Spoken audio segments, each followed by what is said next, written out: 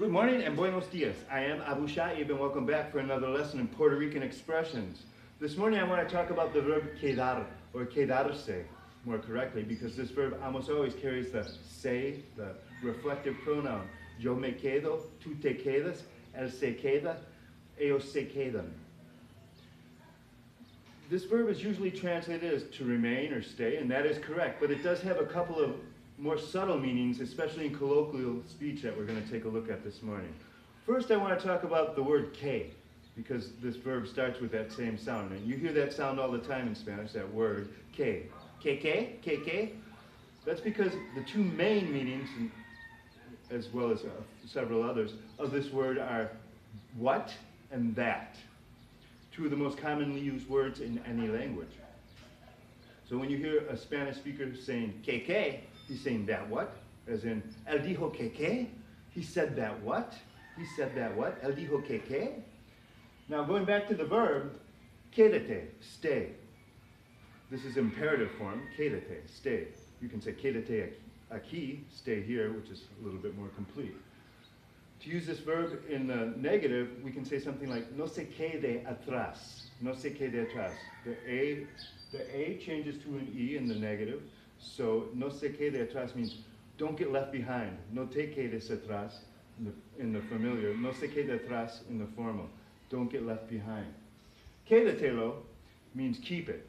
Sometimes you can hear native Spanish speakers, or people that speak a lot of Spanish, getting confused between this verb in English, and they'll say something like, he said that you can stay with it, when they really mean to say, he said that you can keep it, because it would be translated the same way in Spanish. It would be, él dijo que puedes quedártelo, that you can stay with it, that you can keep it. It's the same thing.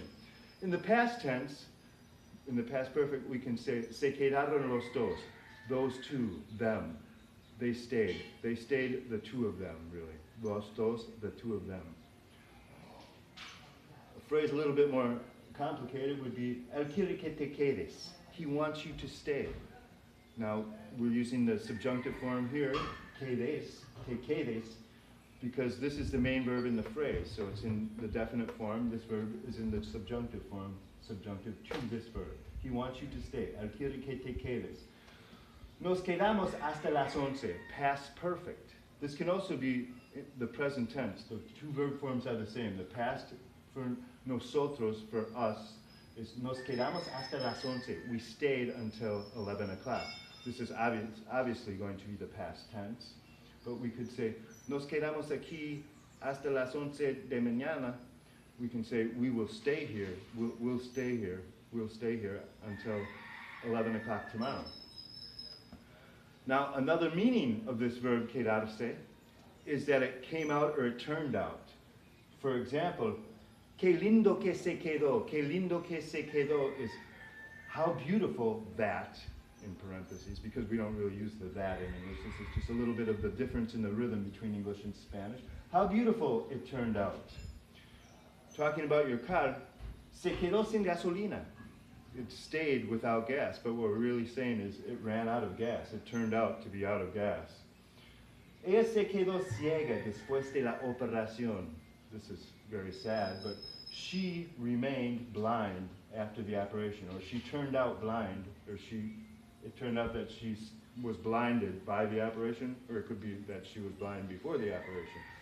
Now, another more subtle meaning of this verb is possession.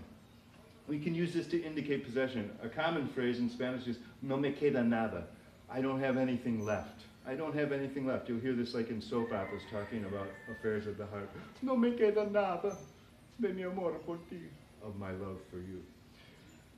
The other day I was asking, early in the morning, I was asking the gas station attendant if I could use the bathroom, and he said to me, no me quedan las llaves en la mañana. I don't have the keys in the morning, but it would literally be translated as, the keys do not remain with me in the morning, but he's really saying, I don't have the keys in the morning. So I hope you learned a little bit about how to use this verb quedar. Sometimes it can be confusing for native English speakers. Thank you for viewing and have a great day.